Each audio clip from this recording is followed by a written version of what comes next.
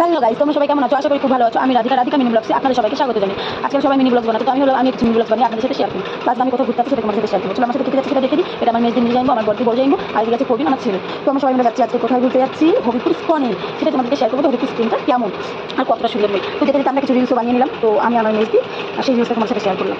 আমার তো হতে পারে না যে রিলস বানিয়েছি সেটা শেয়ার করবো না, বা সেই রিলসটা শেয়ার করবো। আর আমার ইনস্টাগ্রাম আইডি আছে, ইনস্টাগ্রাম আইডি রাধিকা রয়। তো আপনারা চাইলে ফলো করতে পারেন।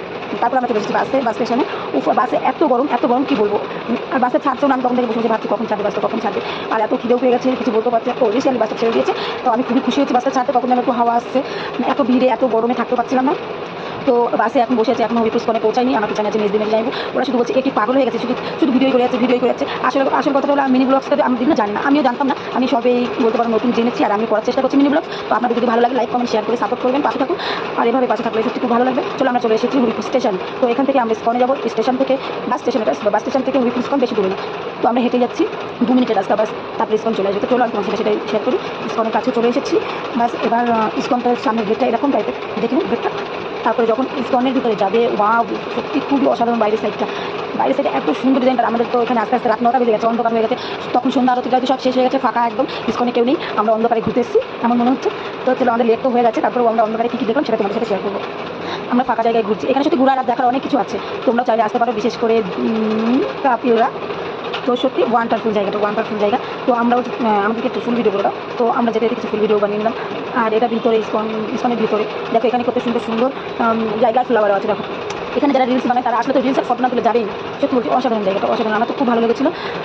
আর এখানে আছে ছোট্ট একটা পুল আছে, পুলের নৌকো রাখা আছে। এটা দিনে চলে, রাতে বন্ধ করা আছে। আমরা তো রাত হয়ে গেছে যে চলতে পারিনি, ভেবেছিলাম যে চলতে, কিন্তু ডাইনি কাউকে উঠতে। আর চারিদিকে অন্ধকার ভালো লাগে অন্ধকার ব্লগ করতে। বলে আমাদের সত্যি লেগে গেছে, আমি ব্লগ করতে জানি না।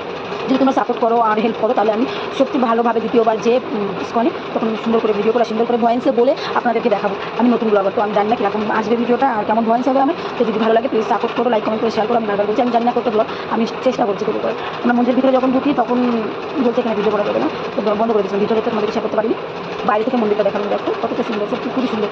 আর কোনো যদি নিতে আসো তো কমেন্ট করে বলো, জায়গাটা লোকেশনটা দিয়ে দেবো। তারপর আমি চলে যাচ্ছি বাড়ির উদ্দেশ্যে। ধর্ম দিয়ে চলে এসেছি হবিপুর রেল স্টেশনে এসে ট্রেনের জন্য অপেক্ষা করছি। করতে চলে আসলো 2 মিনিটের ট্রেনে যখন উঠে না দেখি ফাঁকা ট্রেন, কেউ নেই, শুধু আমরাই আছি। আর 2-1 হয়তো বয়স্ক মানুষের ট্রেনে যাতায়াত করছে, কারণ তখন তো রাত হয়ে গেছে। গ্রামে তো 10টা মানে অনেক রাত, মানে হাসা আছে মজা হবে।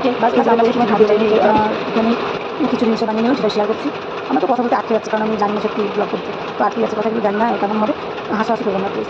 সো আমি ভিডিও করছি, তখন পিছনে আঙ্কেলটা দিচ্ছে। তো আমি বলছি বাবা ওটা দিচ্ছে, কোনো খারাপ হবে কেন, চলে দেবো, করবো না। এটা মিনিমাম শেষ